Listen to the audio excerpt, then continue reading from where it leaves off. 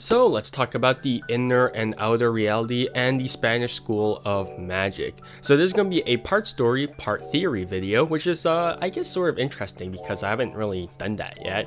But I can't really present one without presenting the other, so I guess I have to stick with two.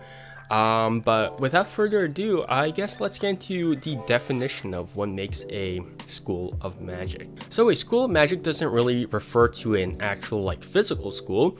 It more or less refers to ways of approaching magic. So whether you think about magic that way, whether you perform magic that way, it doesn't really sort of matter. As long as you sort of approach magic in that sort of fashion, you're part of that school.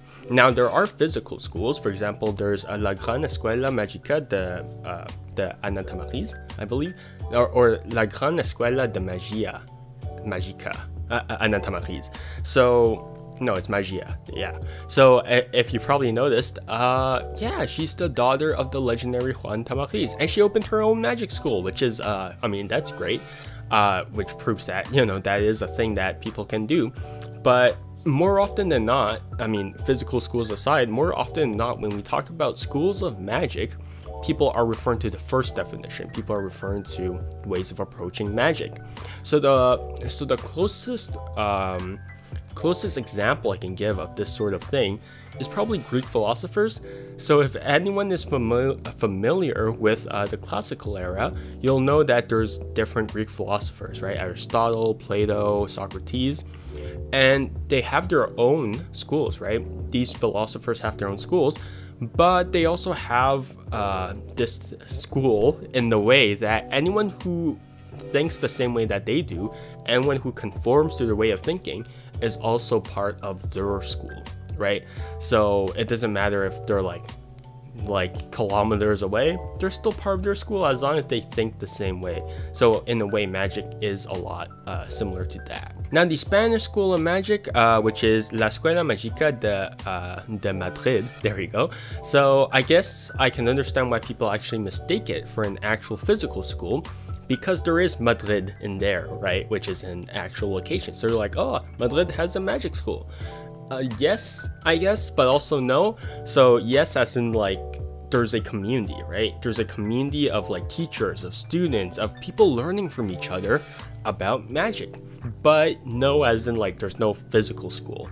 But the community over there is it's growing, it's thriving.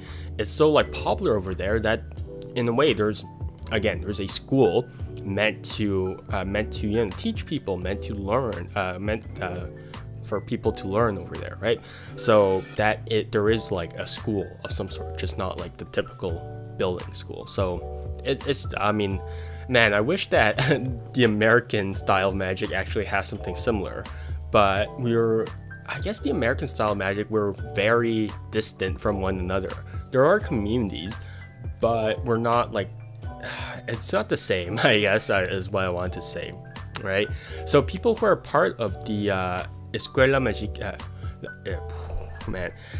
Escuela Magica, there we go, de Madrid, includes like people like Juan Tamariz, Arturo Dascanio, Gabi Paredes, Danny de Ortiz, I don't know why I switched to English pronunciation for that, don't ask me why, Roberto Giobbi, and people even like Leonard Green, who is Swedish, but because he approaches magic the same way, he's part of that school of magic, right? So it doesn't matter where you're from, as long as you conform to that way of thinking, then you're part of that school, right? But from what I've observed, so these are going to be just general observations, right? It's very hard to understand all the nuances of a certain thing without being actually part of it. So I guess this is gonna be like more or less an outsider's view of what makes up a Spanish school of magic, right? What makes up the Spanish school of magic? So again, this is just going to be like an outsider's perspective, right? And these are just three main points that I think make up the crux of the Spanish School of Magic. If you're part of the Spanish School of Magic, yeah, just feel free to, you know, add or correct me down below in the comments. I'd highly appreciate it. I mean, I always wanted to make a video on like schools of magic, but I never really had like enough knowledge for that. So That's a thing. But yeah, I think one of the main points that makes up a Spanish school of magic is their approach to naturalness, right? When the American school of magic actually approaches naturalness, it's, yeah, how can I make this move not look like a move? And that's basically the extent of how we think about moves. If we really think about it, it's how can I make my spectator not suspect I'm doing a move? That's basically it. But when it comes to the Spanish school of magic, it's a lot more in depth, because they're not thinking about hiding the move in noise. I mean, in a way they are, but they're not. They're more or less just trying to ingrain the moves into their choreography, right? So rather than doing like so basically when they're approaching magic, there's really no distinction between what is a move and what is just a normal motion, right? When they do a move, everything else contributes to the move. For example, when I turn my head, when I turn my body, that contributes to the move itself, right? It's not just surface level of, yeah, how can I do this to hide this palm, right? It's how can this lead to covering up this move, and it's basically so ingrained into your choreography that you don't notice that it's a move, right? And they also do it in a way that I guess it's very without any care, right? It's very careless. So, and I don't mean like it's like it's in a way where magic happens because they're around, right? Magic happens because magic happens around them. So they're not the root cause of magic. Magic happens because, you know, they're around. You know, they don't cause the magic to happen, but magic just happens around them. Versus us for the American school of magic, we cause the magic to happen, right? For ambitious card routine, watch. Now the card is on top again, right? Versus them, look, the card just rises on top. I don't know why. How? Huh. That's interesting, right? So they're never the root cause of magic happening. Instead, magic just happens, right? It's a natural phenomenon in this world, I guess. So that is, I guess, like a good way to sum up their naturalness, their approach to naturalness, is a sort of nonchalance towards, you know, just their general attitude towards like performing, and also like a sort of carelessness. But it's also done, it's careless in appearance, but everything else, including, you know, patter, including body movement, everything is planned out, everything is choreographed to make a perfect illusion of where moves aren't, you know, standing out, right? So they're perfectly ingrained with everything else. They're on the same level. And so that's how I can best describe the naturalness of the Spanish school of magic. But the second thing that sort of sets the Spanish school of magic apart from the American school is experience, right? I don't mean like physical experience, like, oh yeah, I'm getting more experience by performing. I mean that magic isn't what you're doing, right? Magic isn't, you know, the method that I'm doing, right? The effect I'm doing. Magic is how the spectator is experiencing the effect, which is an interesting thing, because I remember Danny Ortiz, he told a story about how a spectator walked up to Juan Tamariz and be like, oh, I still remember an effect that you did like 10 years ago, and, you know, the card floated up in the air and blah blah blah blah, right? What makes this interesting is Juan Tamariz never did anything like that, but the spectator remembers it like that, right? He experienced it like that. Ultimately, the spectator is right, because he experienced it that way. He experienced magic that way, and Juan Tamariz didn't do anything similar, right? So their experience is the magic effect, right? What you do is completely different from what they're experiencing. So you're basically not doing magic. Magic is what they're experiencing, right? And in the American school of magic, we're always focused on magical moments, right? like look at the amount of kicker endings. Look here, a triumph, everything fixes itself. Look, now the deck is in full order, right? So we're always concentrated on magical moments. But for the Spanish School of Magic, it's about a magical experience, right? You're bringing them along for a journey, and you know, I mean, the best way I can describe it is that the American School of Magic is a feast for the brain, right? So you're challenging their perception, versus the Spanish School of Magic is a feast for the soul, right? Because now they're experiencing it. They're not thinking about it, they're experiencing it, right? They're living the moment. And I think that's man, I love that approach to Magic, because now that I think about it, it makes total sense. It makes so much more sense to just like let the spectator do the interpretation of the effect, because ultimately we aren't performing magic for ourselves, right? Ultimately it's the observer, how they look at the effect. That's how they perceive magic to be. I think, man, that's such a good approach to magic. But yeah, that's always my goal in Magic now. So that's an interesting one. And then the third thing that makes a Spanish style magic is, I guess, it's there's some sort of community spirit. I mean, this doesn't only limit itself to the magicians. Also, you know, it spreads to the spectators themselves, right? So if you notice Woody Aragon or Juan Tamariz or Danny Ortiz, right, there's a sort of friendly nature when they're performing, right? There's always jokes, they're always laughing, they're loud, right? So it's not about, for them, it's never about fooling people, right? It's about giving them experience, like I said before, right? And so the magician isn't above anyone, right? When we're performing magic, people always think like, yeah, we're above them, we want to fool them, right? But for Spanish style magic, everyone's at the same level, right? Everyone's at the same level. The spectator, you know, they want the spectator to experience the thing that's happening around them, which is magic, right? So now it's not about someone trying to fool each other. It's about, you know, showing people something that, you know, happens around you, something that you love. And I think that's such a better that's like a much less toxic way of approaching magic, which, you know, I love, right? So it also involves like having as many people participate as possible. So if you watched any like performance, you can see like, you know, they're usually surrounded by people. They're like, oh yeah, give me like your deck, you know, name a card, right?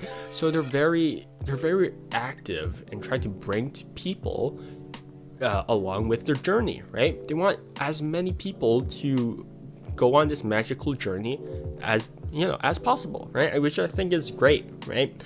And you can see that this sort of community spirit translates into the magic community as well, right?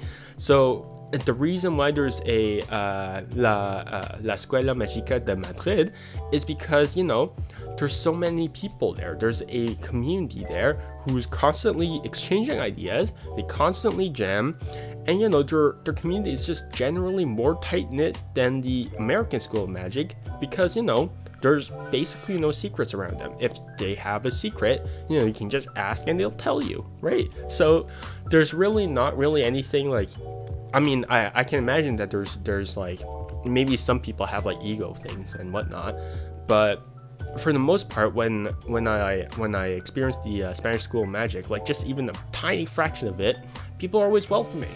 For example, man, Danny Ortiz has a Facebook page. He has a Facebook page dedicated to, you know, just sharing his ideas and whatnot. And people can also share their own ideas. And that's just a tiny fraction of what is offered in the Spanish School of Magic, especially when it comes to, you know, community.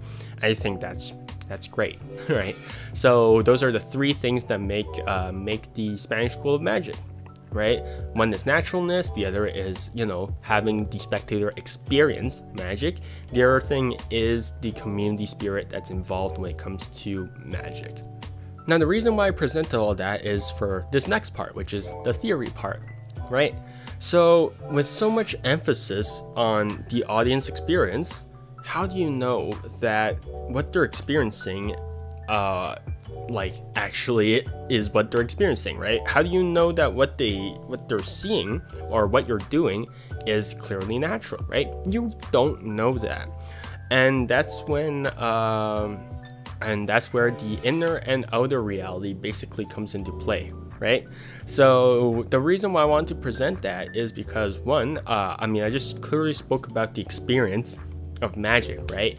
And how the spectator, they're the magic effect, right? How they experience it is how the effect is, right? But the problem with that is the moment that we learned about methods, the moment that we learned about magic methods is when we couldn't see that anymore, right? We couldn't experience magic the same way as spectators ever since we learned about methods, right? That's a fact, right? The moment that we learned about methods, we can only see magic as methods, right?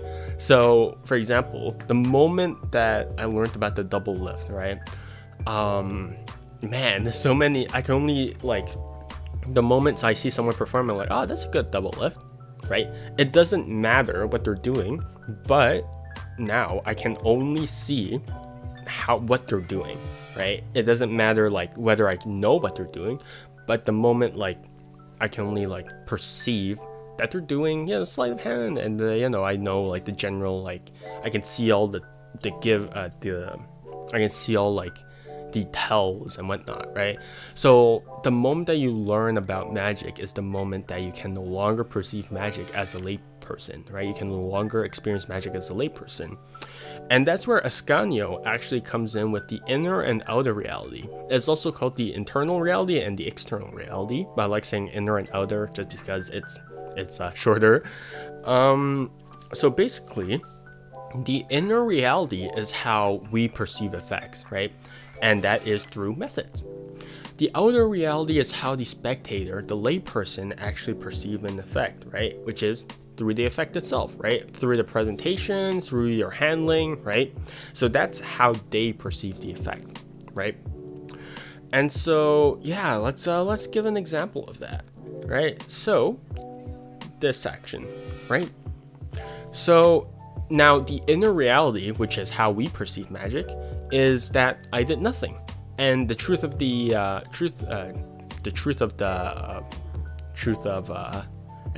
is, well, I technically didn't do anything, method-wise, right? But the outer reality says, which is how spectator sees magic, is I put a deck on the table, which is very different because a simple action is, there's so many different nuances when it comes to just one singular action, and the fact that that happens is, is very interesting. So let me show you another example, right? A pass. So here we have a classic pass, and then we have a dribble pass, right? Now the inner reality is, well, you did a pass and you controlled a card to the top, right? Simple as that. But for the outer reality, well, I didn't do anything for the first pass, but for the second pass, I dribbled the cards, right? Now, technically in the inner reality, I did something, but for the outer reality, one is I did nothing because, I didn't physically do anything with the deck technically, but the second thing is I actually dribbled the cards, right? So I did something with the cards in the outer reality, right? For the dribble pass. So now we can't, basically what I'm getting at is that we can't only consider the methods, we have to consider what the spectator is experiencing, right? And this is something that Darwin Ortiz does, is that when you make an effect, or when you're considering a sleight, you can't only look at it from the inner reality. You also have to look at it from the outer reality. You have to look at how a person perceives a certain motion, right? So again, there's such a big distinction for the outer reality for the same thing, right? I mean, inner reality wise, function wise, accomplishes the same thing, but in the end, how the spectator sees what I'm doing is up to them, right? So we have to take those things into consideration. So what do I want you to do, right? I mean, what can I do with this sort of information, right? Is that, you know, I want, again, I already said it, but I want you guys to not only look at magic from the inner reality. I also want you guys to look at it from the outer reality, because it might make sense from our perspective, from our reality, but when you really think about some effects, none of it makes sense. I spoke about this in the build trick effect, but you know, do you really need that many deck turnovers for an effect to work, right? Do you really need to, you know, take the cards out of the deck, right, for a brief moment, place them back on top of the deck, and then take them away again, right? That doesn't make sense in the outer reality, right? Because none of those, well, if you're doing magic, if you're doing real magic, quote unquote, you wouldn't need any of those, right? That's the truth, right? You're basically convoluting the whole effect, right? You have to find a compromise between the inner reality and the outer reality, right? Obviously, we can't do real magic, right? So there are things that we have to do that, you know, that we aren't necessarily always happy about, that aren't, like, you know, always the cleanest. But we also have to consider from the spectator's perspective whether something makes sense or not, right? So we have to constantly look through the outer reality and constantly question what we're doing, and if it's, you know, if it makes sense, right, for the spectator or not, right? Now, if you're interested in the theory, especially in the theory part, for the inner and outer reality, I highly recommend you to look at the following resources. So there's the Structural Conception of Magic by Arturo Ascanio. There's also Designing Miracles by Darwin Ortiz. There is the 5 Points in Magic by Juan Tamariz, Magic in Mind edited by Joshua J, so that's basically a compilation of essays. There's also the Cosas de Gabi blog, so that's a blog dedicated to the work of Gabi Paredes, so you can go ahead and look at that. There's also The Inner World of Tony Chang by Tony Chang. It's an interview conducted by Illusionist, and I believe it's free on YouTube for now, and you can go ahead and look at that.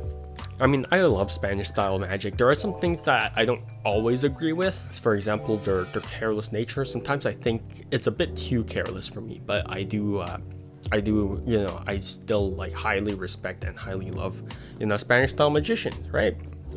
But that's the joy of magic, right? You have to find things that, you know, work for you, and, you know, find things that don't work for you, right? So you shouldn't forget that. I mean, in the end, at the end of the day, right, you aren't performing magic for yourself, right? I mean, you can for social media and whatnot, but you should always consider the fact that the spectator is, you know, the end goal. They're the one who's looking at the effect, and so you should always consider how they look at the effect itself. So, you know, just don't always be stuck at the inner reality. Always be stuck, never be stuck at the inner reality. Just, you know, always look, always consider the outer reality. But besides that, yeah, thanks for hanging out with me, and stay healthy, stay safe, and hope to see you guys next time. And yeah.